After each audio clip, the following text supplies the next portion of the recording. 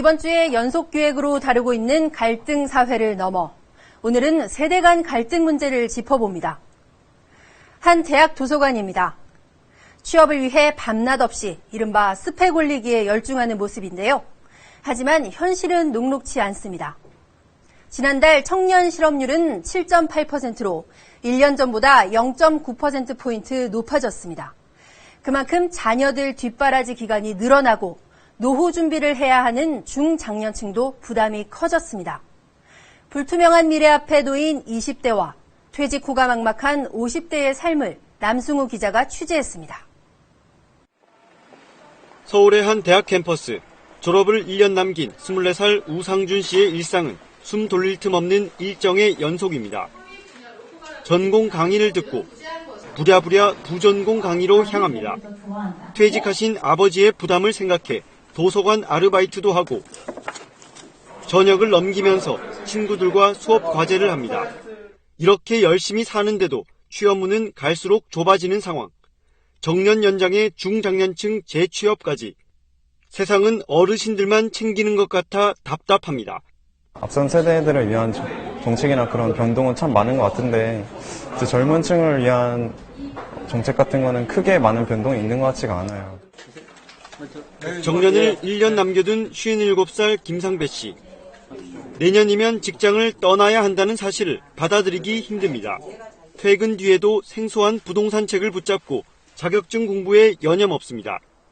앞으로 몇 년 동안 갚아야 할 두 자녀의 학자금 대출 상환금만 매달 150만 원. 얼마 전 딸의 혼사로 목돈을 치른 데다 미혼인 맏아들의 결혼까지 앞두고 있어 현실이 두렵기까지 합니다. 부부의 노후 준비는 사실상 전무한 상태. 아니 우리 자녀 세대를 위해서 희생을 하고 지금도 희생하기 위해서 지금 우리가 이제 그런 거 아닙니까? 우리 젊은 세대는 그걸 밖으로 싸움이 나고 또 그렇게까지 가니까. 왜 노년층만 챙기냐는 젊은 층의 불만을 이해하기 힘듭니다. 요즘 취업 박람회가 많이 열리죠. 수십 곳의 원서를 내보지만 취업문은 그야말로 바늘구멍입니다. 30년 전과 비교해 볼까요?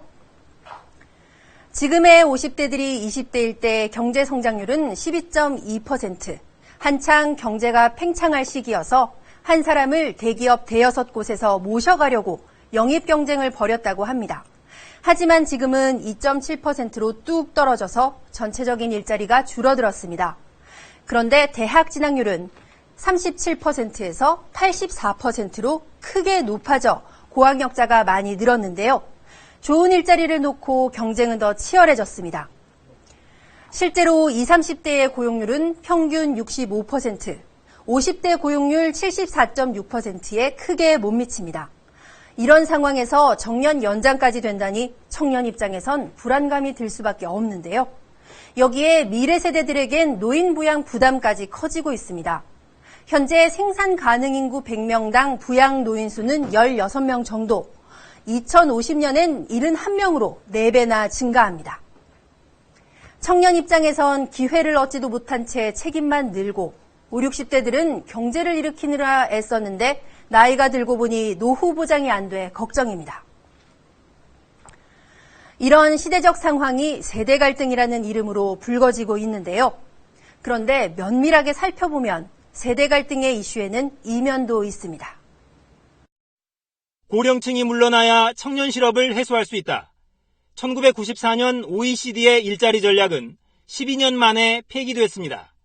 나이 많은 노동자를 해고해도 청년 실업은 여전했기 때문입니다. 국내에서도 청년과 고령층 일자리는 겹치지 않습니다. 사무 전문직에는 고령층이 드물고 농림어업과 단순 노무직에는 청년층이 관심을 보이지 않습니다. 조화가 가능한 겁니다. 세대 간에 있어서의 일자리의 착취관계가 아니고 바로 우리의 일자리 자체가 전반적으로 취약하고 불안한 빗나간 복지재원 논의가 세대 갈등을 유발하기도 합니다. 비용만 강조하다 보니 복지를 떠받쳐야 할 젊은 세대에 불만을 키운 측면이 있습니다.